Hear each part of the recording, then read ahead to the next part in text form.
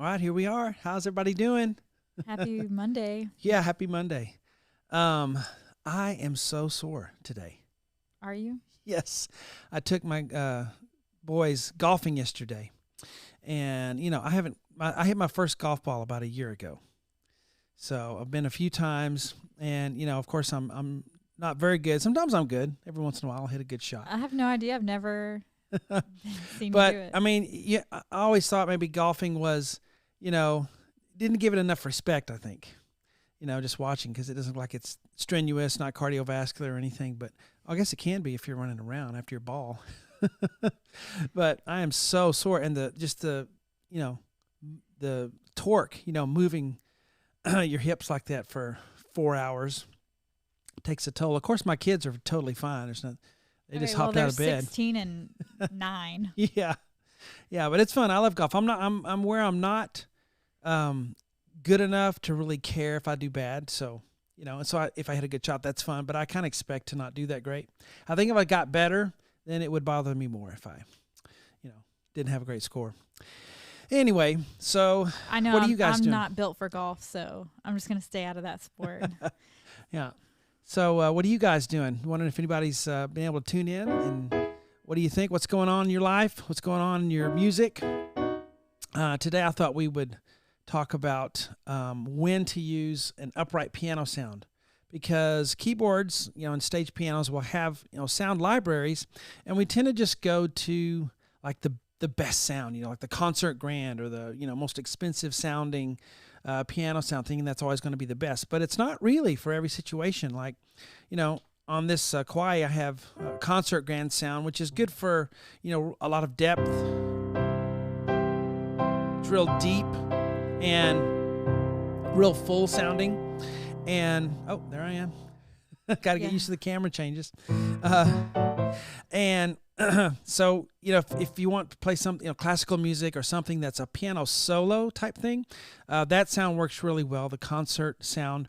And then the next one you have is usually all, keyboards will have a pop piano sound. And a pop piano is really bright, and it's going to be for if you're playing with other people or you want to stick out in a solo or something. And, Elton John stuff sounds perfect with the pop piano. Just because of the brightness of it, it doesn't get lost. And if you have other instruments playing with you, especially the guitars, it doesn't get too bassy and too much mid, like that concert one will. And in fact, that solved a lot of our problems. We were performing and stuff, and we're like, man, the piano sound is just, a little too rich on the concert. Then we switched to the pop piano, and everything was great. So there are even times when I have a setting on here that's the upright piano. An upright piano is just the short, economy piano, and it'll have the high back a lot of times, and not like a spinet. A spinet will not even doesn't even have that top part. It's just kind of cut off. But those pianos we tend to think of as cheap, and that's what you play if you don't have something really good. But sometimes they have the sound that you want. Like if you're in a Western and you have a bar scene.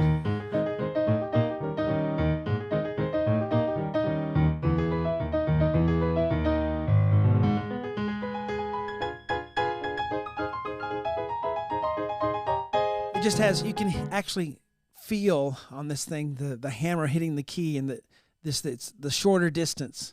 I know it's not, but I can, after having played pianos my whole life, I can really hear that sound and really get the feel of an upright piano. It just has, a sound to it, a happiness, a joyfulness, like just kind of a common average feel that the other pianos can't do. In fact, in the song we're working on today, we have, let's see,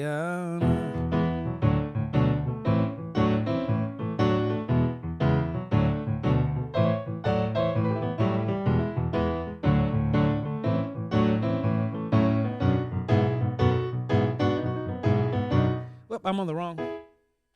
I was on the jazz piano. I thought it wasn't quite right. So that was the jazz piano. I need to go over one more. There we go. Okay, yes. That's why I looked over. There There we go. So it's just a little, the sound doesn't hold as long. It's just an upright piano sound. I'm sure someone can guess the song. Surely. They should.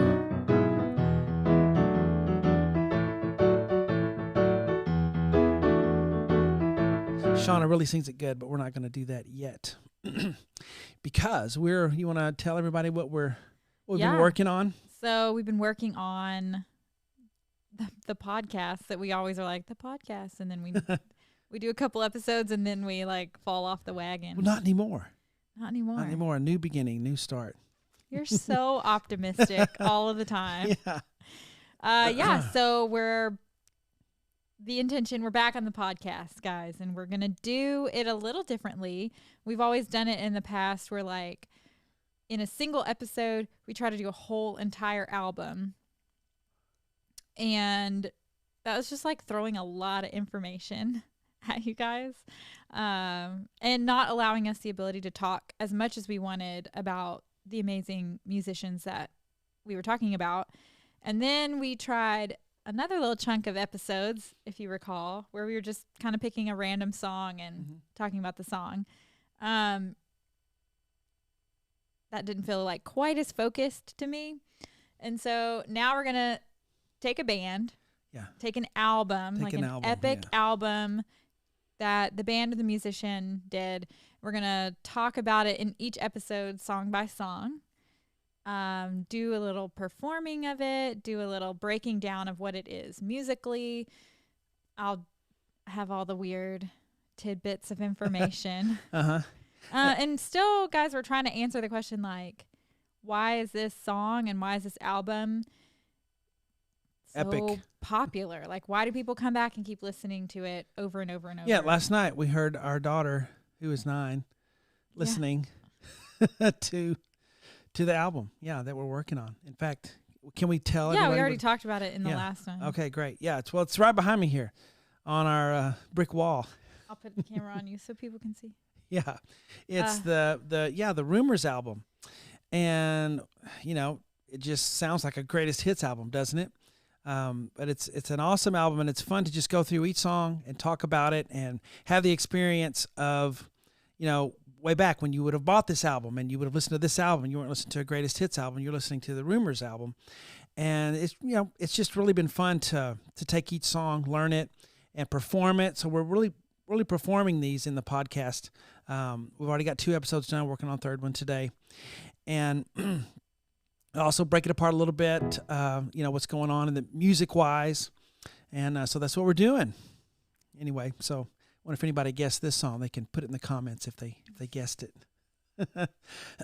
But this is one that I'm listening to it, and it sounds like Christine is playing on a upright piano to me. Yeah, just the sound of it. There we go. Yeah, the bass isn't quite as full. It's kind of thumpy or thuddy a little bit. And you can just feel that hammer, hitting the string when you play this. So that, and when you play ragtime stuff, of course, and there is a time to use different sounds, and it doesn't have to be the richest, most expensive sound every time. And that's what we tend to do when we get a piano or keyboard, because we want, we have these awesome sounds. We want to use the 9-foot, Steinway sound for everything, but it doesn't really fit everything, because a concert grand piano sound would kind of get lost, or actually kind of overshadow things, make it kind of muddy. So use that upright sound on some of the things you play, and you'll find it'll work for you. Another thing I wanted to bring up today is adding sounds to your library. So if you have a keyboard, you have a certain amount of sounds, and you want to add to that. All right, like this Kawai here doesn't have as many sounds as some of the other boards, like Roland or what's the other one, Nord, and Yamaha, whatever. So I feel like you always say that, but then I'm like, where are you getting that sound bank from? Oh, well, I'm gonna tell you. Okay. So now this is a true keyboard stage piano, as far as having all the old vintage synth sounds and keyboards everybody used to use. Even got a good string bank and all of that. But as far as, like instrument sounds, like orchestra sounds or individual instrument sounds, or even organ sounds, because a lot of people want organ, a Hammond B3, and that this doesn't have that on board. But it's like the people who made this instrument knew what they were doing. They didn't want to overload it with too many sounds where you have to search through a needle in a haystack to find what you wanted. They give you the ones that you always use right here, where you can just press a button and there it is, and even mix them up a little bit, add strings with the touch of a button, instead of having to find the sound and look for it. But then they integrated on my left here, some inputs here for a sound module, which you can buy those little MIDI boxes that have sounds on them. But even cheaper than that, I just buy some of the apps that are in the App Store, in the Apple. Yeah. And one I use is called Sample Tank. And it has in-app purchases, which allows you to get, if you only want organ sounds, you can just buy that package. If you only want whatever, you can buy that. But it downloads the songs, and I'm doing MIDI through my iPad down here. You can't see it. But the great thing about it is you can run the audio straight out of the iPad or iPhone right back in to the keyboard, so that everything's coming out of the keyboard. Because normally when you do that and you use MIDI, you have to find another way to get the sound to go through and to mix it and everything and make it sound right. But the fact that it goes right back and I can run it right back in through the keyboard makes it so easy to control. And they've got a separate volume knob for it right here. So it's like I can even mix the sounds of the kawaii with the MIDI stuff on here. And it's one of the most underrated stage pianos I think. So that's what I do. I get all my other sounds on the iPad here and just download them, and then I run them right through the keyboard, and I can do pretty much anything I want, and save thousands and thousands of dollars on buying these sound modules that everyone used to use. So, and I think in all the research we did for the Fleetwood Mac, I'm new at changing these cameras. Let's see. There we go. Good. When they were in the recording studio in the 60s and 70s, you had to actually bring in the instrument that you needed. So Christine for Fleetwood Mac had, I don't know how many different keyboards, organs, piano, just lots of different ones. And with each song, and even in a single song, they would have she'd be playing multiple keyboard or piano parts. Yeah. And so every time they'd have to roll in the new one, or they'd have the whole set. And you'll see on stage, back in the 70s, they'd have her keyboard station and piano station where she had all of them, which I don't know, I like the authenticity of that is, yeah, having the actual thing there if you can. Yeah, but realistically today to have to own all those instruments and to have to try to buy them, or not possible. No, you can't. And so the technology is possible, good. Not realistic. Yeah, and it's never exactly like the original thing, but they get really close with the sampled sounds now. And so I highly recommend that app. It's called Sample Tank, and it's on iOS. And they just have pretty much everything, anything you could want as far as keyboard goes. And you don't have to, because I even had one time considered buying another keyboard just to get the sounds and then running it through this, because I really love the way this one plays. Then I found that app and I was like, I don't need anything else, because thank goodness. Yeah. So I highly recommend it. Do not need another keyboard in our life. We have, Wooter, how you doing, Wooter? I can always count on him to join in and give us some comments. He says, I used to have a Yamaha workstation keyboard together with a separate computer. Well, the world is your oyster. And he says, hello to us. How you doing? Yep. So a Yamaha, I've had a little experience with the Yamaha boards, workstation. So he had a sequencer on board where he recorded stuff. So that's another aspect of it. If you're more into the sequencing, like creating music, like laying down a track and then laying down another track and doing that, you can kind of do that on the iPad, and certainly you can do it on a computer. But I have this 24-track recorder that I use because I like to touch. I like to actually move the sliders and feel the buttons and everything. You can also just buy and they're so cheap now, these 8-track recorders. I have a 24-track one, but they have the 8-track ones or the 4-track ones are so cheap now, and you can do recording so easily. What used to cost thousands and thousands of dollars in the recording studio. So, yeah, cool. Yeah, we're still trying to wake up. We're gonna. I'm awake. I'm trying to stay awake at this point. Yeah. Well, you did a hard workout. I also didn't sleep. Yeah, and you got up and you were running up and down the hill and doing weights and everything, and then did more when you came in, like core and stuff. I did little. It's just a normal workout, Shawn. I walked around the property. That's pretty good, I guess. No comment. All right. Mine's. I don't think you'd call mine a workout. More of a. I don't know. Walkout. A Sunday stroll. Yeah, a stroll. That's more like it. Yeah, because I go out for a brisk walk and then I end up really slowing down and just to do. Yeah. All right, it's probably why you're thin and I'm not. But thanks. Anyway, I don't think that's the reason. That's not the reason. No. Maybe my sweets habit. We need to change the subject. Milk dud habit. All right. I don't want to be like the mean wife. Yeah. So, just want to let you guys know your options, when you're playing. You don't have to spend a lot of money to do all these things you want to do. You can just look at some YouTube videos and, try that sample tank app. I think you can download it for free, and then you can buy some extra stuff if you want. But just see if it works before you buy a bunch of stuff. See if it actually works and you can run it through your keyboard and everything. And use those what we call cheaper sounds for just a different effect. That upright piano, I'm really loving it lately, especially for blues stuff. Yeah, Keith O'Connell. What's up, Keith? Oh, hey, Keith. He has the Kawai stage piano, or he's agreeing that they sound amazing, but they're very heavy. They're very heavy. That is right. The sounds? Yeah. No. Oh, the keyboard itself. Oh, yeah. I don't think you would gig with it. If you were someone who gigged and you had to move all your stuff all the time, that would be hard. Yeah, to move this thing around. Unless you had people for that. That's what I was going to say. If you were a little bit higher up and you had hiring people to do it, they do make cases for these, and you could get them around. But it is a beast.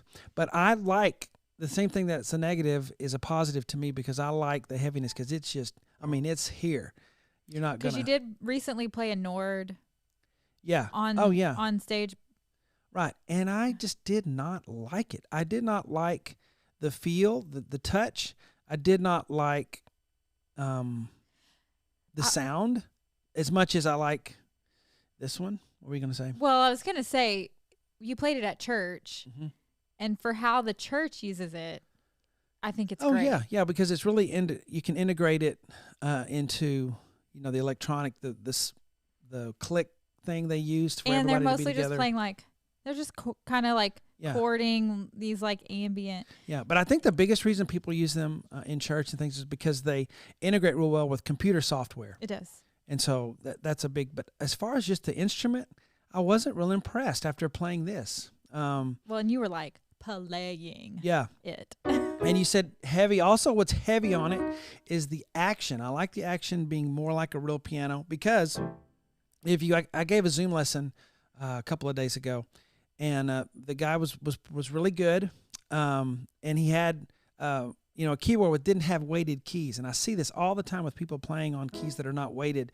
They're real, just kind of flimsy, not because they're flimsy players, but because there's no resistance on the action, and you tend to play differently like that, and you tend to play too soft. Really, because it's so easy to get the key to go down and you don't get enough velocity on it. Then if you actually ever have to play on a real piano, it's really tough. But if you play on something like this, it really gives you the little workout that you need with your fingers. And then if you go to something that's lighter, it's easier rather than being more difficult. Because if you went to one of those. But I would always say, too, of course, get something with weighted keys. But don't not play because you can't get something with weighted keys. And then there are times when I don't want a weighted key. If I'm playing an organ sound, I want it to feel like an organ. So, I don't want the weighted keys. So I have an extra little MIDI controller keyboard. So, but if for regular everyday practicing, I like something with weighted keys, that feels as much like a real piano as possible. You just play more expressively, I think, on it.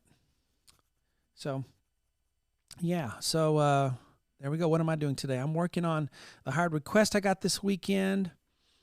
And if you guys have, I'm taking a small list. So if you have some hard requests that you want to do, send me a YouTube link to easypianolessons@yahoo.com. Just like it sounds, Easy Piano Lessons, so piano lessons plural, at yahoo.com. And you can send a couple of links if you want to, if you want a couple of songs done. The minimum price is $300, which covers most everything. Unless it's really difficult, then it'll be more. But I'm also doing Zoom lessons, so same thing. Send me an email and let me know that you want to try it. It really would work. Yeah, it'd work pretty good. Our first Zoom lesson was a member in Scotland. Yeah. And you know what I was amazed at mostly is it was like back and forth. There wasn't a huge delay. None. I could not believe it. I mean, he's on the other side of the world, and we're actually having a conversation, where and it wasn't strained at all. It felt like he would maybe in the next room, and we're streaming it that way. But I was really impressed with the Zoom and how the possibilities of it working really well. So yeah, if you want private Zoom lessons, we can do that on anything you want, anything that's in the library. On the website, I'll do, as well as if you have sheet music, I'm happy to teach you with that too. If you just have some sheet music you want to send me. So, cool. I guess we need to get to work on our third episode on the podcast, and then you can do some editing and get them ready to go. Energy. I'm feeling very Monday. Yeah, we have a couple comments here at the end. Seems like it always takes a little while for everybody to see that we're on. See, Amateur Spotter. That's not your name, I guess, but hand clap for Shawn and Shauna. What was that keyboard very expensive? I need one, but retired now and very poor. Would love a second-hand upright. Love your vids. Regards, Iman. I hope I'm saying your name close to right. Yes, this was expensive as far as stage pianos go. Just a couple of $100 more than. They're all about the same. You can see that they're competing against each other price-wise. This one runs about $2,300 right now, I think. Well, and I want to say there's like hidden cost. It's not really hidden, but like this doesn't have speakers. So you buy the keyboard. You also have to purchase an external speaker. Or have some really good headphones. The headphones work fine to plug in. But yeah, if you want the sound to come out, you do have to buy. You should want other people to hear you play, though. Yeah. So yeah, that's an added expense. But I would spend more money on your instrument than I would the speaker system, and then later you can always upgrade the speaker system. So this one was about $2,300, I think, now on Sweetwater, which is usually the cheapest price. But you can find, if you're willing to look for them, used boards, because people will buy these things and then decide, never touch it, and then they need to sell it. I'm always kind of leery about buying electronic stuff used, but you can go that direction. But hey, compared to the price of an actual piano, oh, totally. It's yeah. And it's still pretty low profile. Mm-hmm. I mean, you're gonna have to buy a stand. Yeah. I feel like was that like in the $70 range? Oh yeah, the stand is nothing. The real expense is just buying this thing to begin with. But it's got a really nice pedal system, 3 pedals down here, and very sensitive, and it's worth the investment. I would say, if you're gonna want to buy something now, but if you have the ability to save, I would wait and get something that's really gonna be good for you. You don't have to get what I'm telling you. I mean, some people would their favorite board is not this one, the other ones. So plus like Keith, you got to get how you use it. Yeah, right. How you get use something for how you use it. Yeah, right. If I was moving around everywhere, I wouldn't want to move this thing. Now, let's tell you how heavy it is. I'm a fairly strong person. I can carry it myself if I need to from here outside of the car, but I wouldn't want to do that all the time, especially if I was tired after a gig. It's not necessarily a gigging board. Yeah. So unless you have roadies. Yeah, unless you have roadies. That's right. And it's funny that the Nord is, I think, more expensive than this, the leading Nord board, but nah, not to me. Yes, and Boomer Bear, you are correct. the ability to use 3 pedals with this electric keyboard is. Yeah, and I'll give you something else about it. A lot of the pedals are just on-off switches. You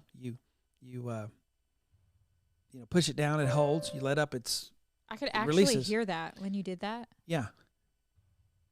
Yeah, you can hear if you press the pedal down on a real piano, you can hear the strings make a sound. And so, yeah, you can hear that. You can also do this. Let them see the overhead view. Okay, so if I do this,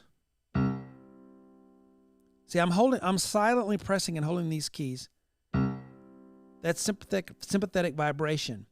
Now, there's no reason to include that level of amazingness and authenticity, but they do it on this, and that tells me how far they're willing to go to make it like a real piano. For you to have sympathetic vibration like that, like you would on a real piano.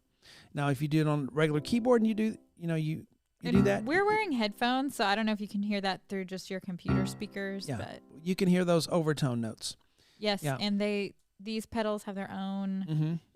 I'm guessing he has one of these keyboards. Oh yeah. Pedaling's and even the left pedal has degradation. Like when you press the left pedal down on a real piano, the keyboard mechanism shifts.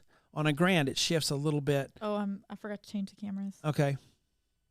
I'll look at yours. Okay, so when you press the left pedal, the soft pedal, the whole keyboard mechanism, the hammer action moves so that you're not striking all of the strings. So it automatically gives it a different color, makes it softer. That's why I call it the soft pedal.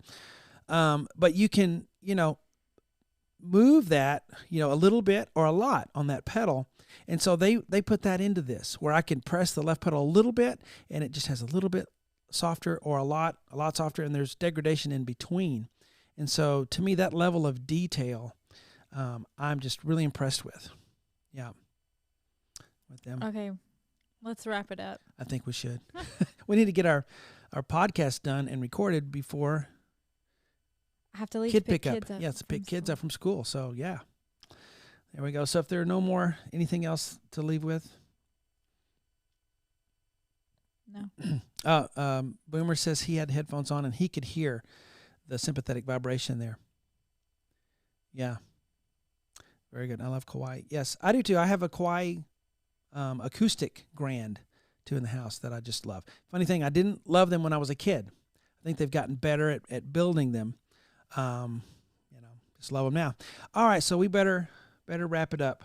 One last question though. So what does the middle pedal do? The middle pedal, I never use it, and a lot of people never use it. It allows you to hold and then play staccato on other notes. So it allows you to hold a bass note really low and then come up and play staccato. I play first, depress, and then So you'd never be able to do that without it. But there's just very few times where you actually will use it.